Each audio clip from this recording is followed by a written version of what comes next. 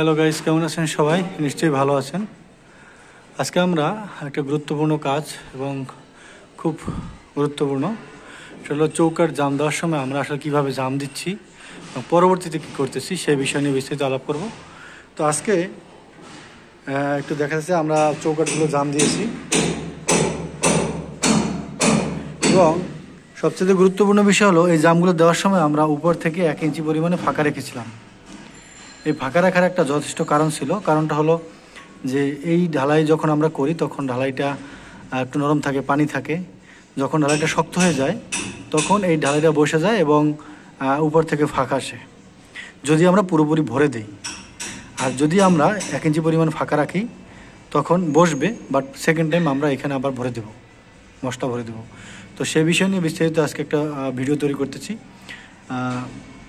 আমরা first time এটা ঢালাই দেওয়ার পরে আমরা কিউরিং করতেছি এবং পরবর্তীতে এই যে গ্যাপটা, এই গ্যাপ এবং এই উপরের যে গ্যাপগুলো আছে সব আমরা ভরে দেব। এটা কিভাবে করব সেই বিষয়টা নিয়ে আলাপ করব। তো চলুন আমরা মূল বিষয়ে যাই।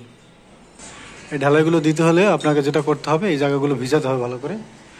জায়গা ভিজিয়ে এরপরে পাই চিপস, সিলেট বালু, সিমেন্ট মিক্সড করে মশলা তৈরি করে এইটা জ্যাম দিয়ে দিতে হবে। আর যদি পাই চিপস না থাকে সেক্ষেত্রে ব্রিক চিপসটা খুব ছোট করে দিতে পারেন, অথবা সিলেট বালু, সিমেন্ট মিশ্রিত মশলা দিয়ে এগুলো গ্যাপ বন্ধ করতে পারেন।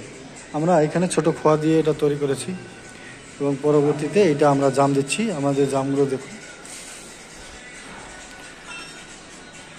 তো পরবর্তীতে আমাদের যে চৌকাঠগুলোতে যে জ্যামগুলো আছে কাঠ বা বাঁশের চেরা দিয়ে, সেগুলো আমরা বের করে নিব এবং চারিপাশ ভিজাও ভালো করে। আমরা চারিপাশ সুন্দরভাবে ভিজিয়ে নিব এবং যাতে মশলা সহজেই ধরে এবং এর সাথে ভালো বন্ডিং আসে। চৌকাঠ না, তুই এই গাঁথনি আর ঢালাইটা ভিজা।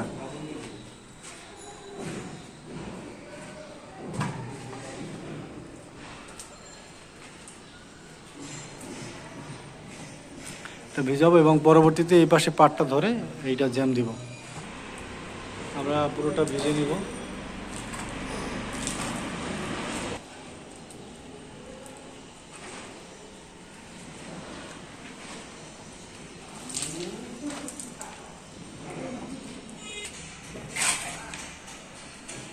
এক পাশে পাটটা ধরে অন্য পাশ থেকে এই মশলাগুলো ভালোভাবে ঢুকাতে হবে।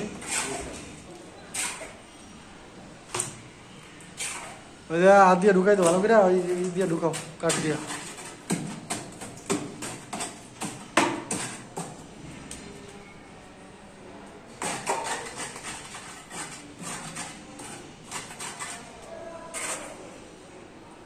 এভাবে প্রতিটি চৌকাঠ এবং ভালোভাবে জাম দিতে হবে এবং পরবর্তীতে কিউরিং করতে হবে যাতে এটা ভালোভাবে শক্ত হয় এবং চৌকাঠের সাথে ভালো বন্ডিং আসে। এই পাশে যে গ্যাপগুলো আছে এই গ্যাপগুলো প্লাস এই চারিপাশের ফাঁকগুলো সব বন্ধ করতে হবে। তো আজকে এই পর্যন্ত। ধন্যবাদ সবাইকে সাথে থাকার জন্য। ভালো থাকবেন সবাই। আল্লাহ হাফেজ।